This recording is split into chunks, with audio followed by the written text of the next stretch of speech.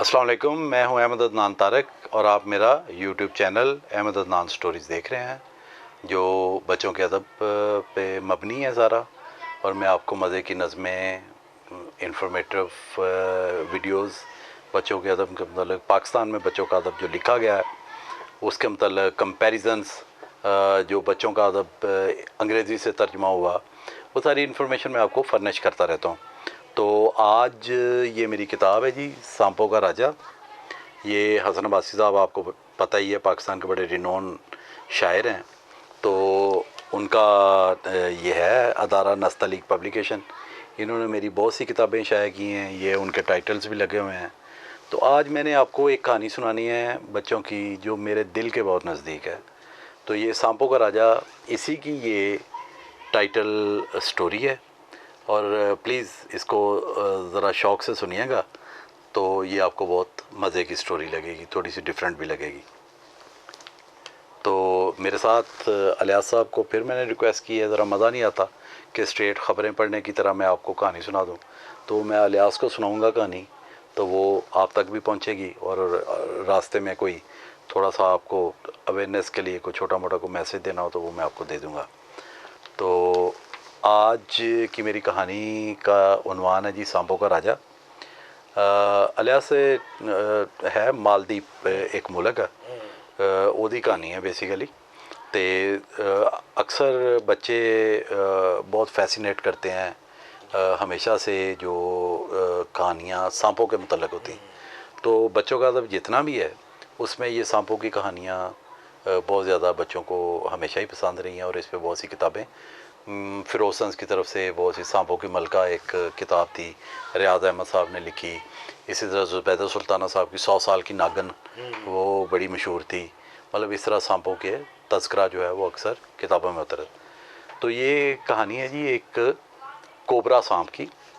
वो कोबरा सांपों का राजा था और उसका नाम मकालुंडा था। उसकी नागन और 7 बच्चे एक बिल में सो रहे थे। उसका बिल था जो, और वो अपनी आदत के मुताबिक चांदनी रात में ताज़ा हवा का मज़ा लेने शाही महल के बागीचे में आया था। ये आदत थी, राजा था वो, तो रात को वो जब हवा चलती थी अर्ली, तो वो गर्मी से परेशान होकर सांप जो हैं वो बाहर निकलते। उसको कलियों की खुशबू बहुत भा रही थी। उसका दिल कर रहा था कि वो उधर ही कुंडली मार कर बैठा रहे, लेकिन उसे महल से बीन और दूसरे साज बजने की आवाज़ें आ रही थी। मुकालुंडा को यूं लग रहा था जैसे उसका सर घूम रहा हो। उसे मौसीकी सुनकर कुछ हो जाता था।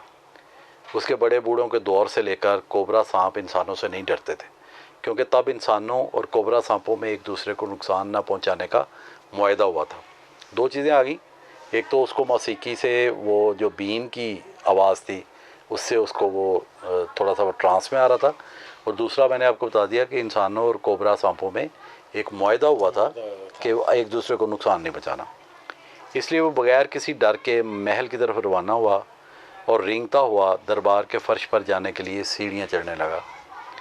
जिस चबूतरे पर बादशाह अपनी मसनद पर बैठा हुआ था और उसके इर्द गिर्द उसके ख़ानदान के दूसरे लोग और अहम हस्तियाँ बैठी हुई थीं, और ख़ानदान की ख़वातीन भी ज़रक बरक लिबास पहने वान थीं, राजा कोबरा का दिल शिद्दत से मौसीकी पर नाचने को कर रहा था। बीन जड़ी बाजरी से किसी ने राजा को रेंगते हुए नहीं देखा जब तक वो अपना फन उठाकर सीधा खड़ा नहीं हो गया, जिस तरह कोबरा कर देना। शहज़ादी समेत ख़वातीन चीखने लगी, नाग नाग, ये मुझे डस लेगा। शहज़ादी चिल्लाई। ये वो शहज़ादी सी जिहड़ी बादशाह दा जिहड़ा अगला बादशाह बनना सी, वलीयत, ओदी बीवी सी। राजा कोबरा को इस बात का अंदाज़ा ही नहीं हुआ कि दरबार में सकूत छा गया, खामोशी हो गई एकदम। वो तो मौसीकी की धुन में मस्त आगे बढ़ता जा रहा था।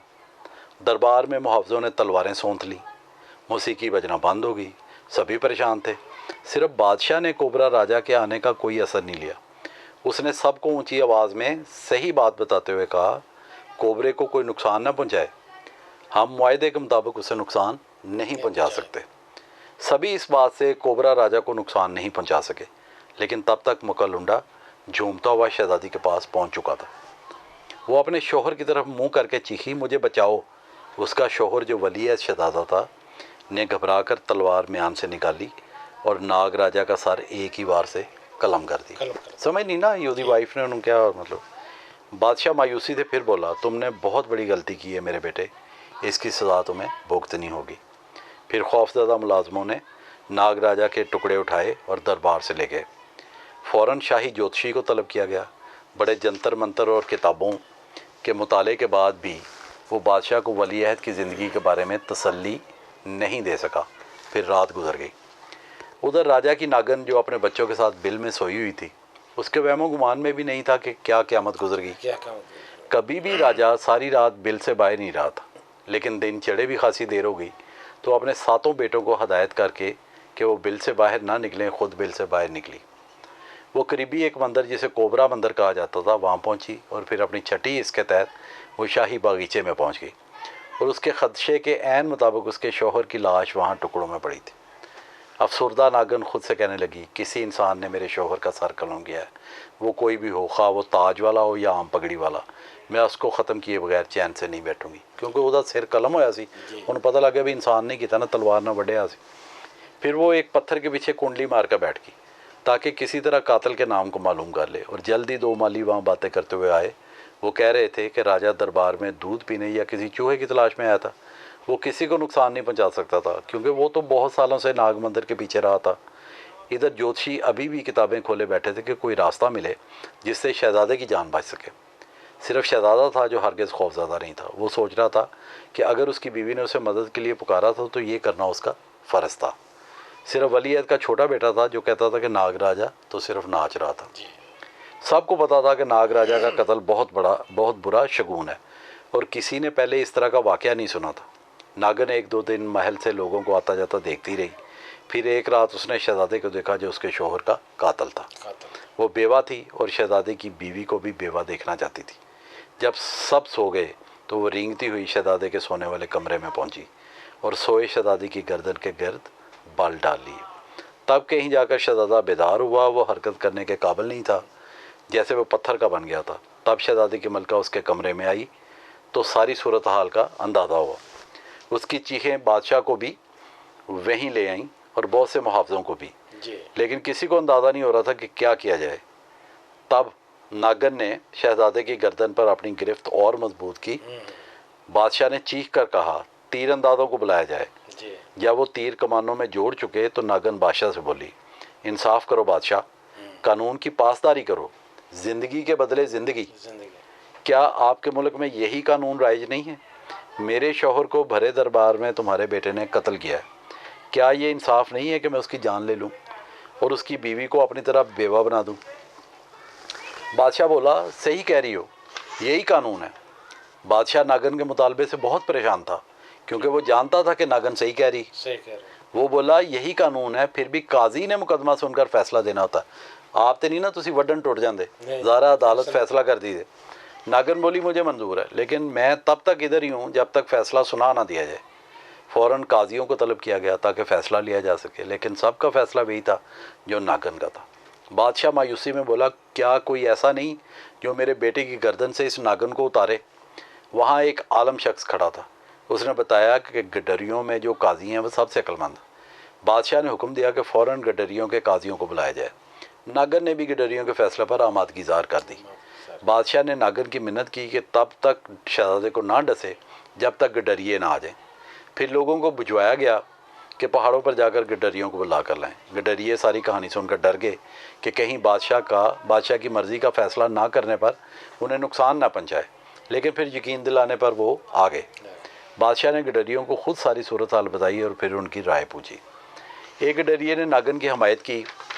बादशाह ने दूसरे गडरिये से पूछा तो उसकी भी यही राय थी। तीसरे और चौथे गडरिये के भी बात बिल्कुल सतही से थे। अब बादशाह बिल्कुल मायूस हो गया था, लेकिन आखिर एक गडरिया जो सबसे ज़्यादा उम्र का और तजर्बाकार था आगे बढ़ा और बादशाह को सलाम किया। नागन ने भी गडरिये के चेहरे पर नुमायाँ तजर्बा देखा। बादशाह और नागन दोनों जानते थे कि इस मुकदमे का दारोमदार अब इस गडरिये के फैसले पर है। हुण सर जी, इस कहानी दे विच एक बादशाह का बेटा है और एक नागन है, लेकिन उत्थे भी इक्वैलिटी बेसिस ते गल हो रही। बच्चों नूं दस्सण दा मतलब है भी इक्वैलिटी उत्थे भी इंज नहीं तुसीं छुड़ा सकते अदालत चों बंदा कि बई जी मतलब जिहड़ा बादशाह का बेटा है। उत्थे भी कोई ना कोई डिसीजन, कोई ना कोई तरीका, कोई ना कोई काजी जिहड़ा ना जी उन्हें इन्वॉल्व होना है तो ਜਿਹੜਾ उन्हें फैसला करना है दोनों कराने होने। ठीक है जी। फिर गडरिया ने बादशाह से पूछा, बादशाह सलामत मैं आपसे 2 सवाल करूँगा। मेरा पहला सवाल ये है कि शहजादे के कितने बेटे? बादशाह ने जवाब दिया 4। गडरिया बोला मेरा दूसरा सवाल ये है कि नाग राजा के कितने बेटे? जवाब में नागन फ़ख्र से बोली 7। ये सुनकर गडरिया बोला तो फिर इंसाफ का तकाजा ये है कि शहजादे की बीवी को भी तब बेवा किया जाए जब उसके भी 7 बेटे हो जाए। 7 बेटे हो जाए। ठीक है जी, क्योंकि वो भी मलका है, वो भी मलका है, तो फिर बराबरी दे। वहाँ खड़ा हर बंदा मुंह खोले खड़ा था। कितना सादा जवाब था। नागर ने जवाब सुना तो फ़ौरन शहजादे की गर्दन छोड़ दी और रेंगती हुई कमरे से बाहर निकल गई। किसी ने नहीं सोचा था कि एक आम अनपढ़ गडरिया अपनी अकल से सबको शिकस्त देगा। उसका फ़ैसला बिल्कुल जायज़ था। नागन जाते हुए बादशाह से वादा लेकर गई कि उसे बताया जाएगा कि जब बादशाह शहजादे के भी 7 बेटे हो गए। नागन के जाने के बाद बादशाह ने गडरिया को बहुत से इनामों कराम से नवाजा और उन्हें घर जाने दिया। शहजादे की जान बच जाए ये कुदरत की भी मर्ज़ी थी, क्योंकि उसका मज़ीद कोई बेटा नहीं हुआ। नागन भी अपने वादे की पक्की थी, वो वापस नहीं आई। फिर उसने अपने 7 बेटों की परवरिश भी करनी थी और फिर एक दिन उसका सबसे बड़ा बेटा राजा भी बन गया। लेकिन शहजादे का सबसे छोटा बेटा आज भी सबको बताता है कि नाग राजा किसी को नुकसान पहुँचाने नहीं आया था, बल्कि वो तो नाच रहा था जैसे दूसरे कोबरा सांप मौसीकी की धुन सुनकर नाचते। तो ये सर अज की कहानी सी। बहुत अच्छी मेहरबानी, शुक्रिया। ये थोड़ा जिहा डिफरेंट सी बच्चों को। फिर वो अजकल सप्पां दी कहानियाँ जिहड़ियां वो इंस्पायर तो बहुत करती हैं, लेकिन बहुत थोड़ा लिखा जा रहा है। तो कारीन मैंने सोचा कि आपको एक वो इस तरह की कहानी सुनाई जाए, तो अगर आपको अच्छा लगा तो उसके इवज़ फिर आपको पता है मेरा क्या मुतालबा है कि मेरा जो चैनल है उसको सब्सक्राइब करें, उसका बेल आइकन आइटम दबाएं और आपको आइंदा भी इस तरह की मज़े मज़े की कहानियाँ जो हैं वो मिलती रहेंगी। आप सुनेंगे, आपको पसंद आएंगी। थोड़ा सा ये बैरियर रेज़ होगा। ये जो कहानियाँ लिखने वाले 3 फुट 6 इंच पे छलांग लगा रहे हैं, इनका जो बैरियर है, हम कहानी अच्छी लिख के 6 फुट 3 इंच पे करेंगे तो फिर एक कंपटीशन डेवलप होगा और सारे जो अच्छी कहानियाँ लिखेंगे, अच्छी कहानियाँ लिखेंगे तो बच्चे दोबारा अपनी कंसंट्रेशन मरकूज़ करेंगे किताबों की तरफ, बजाय इसके कि वो भीम देखें या डोरेमोन देखें। हम उनको अच्छी कहानियाँ देंगे तो वो दोबारा किताबों की तरफ राग़िब होंगे। शुक्रिया, थैंक यू वेरी मच।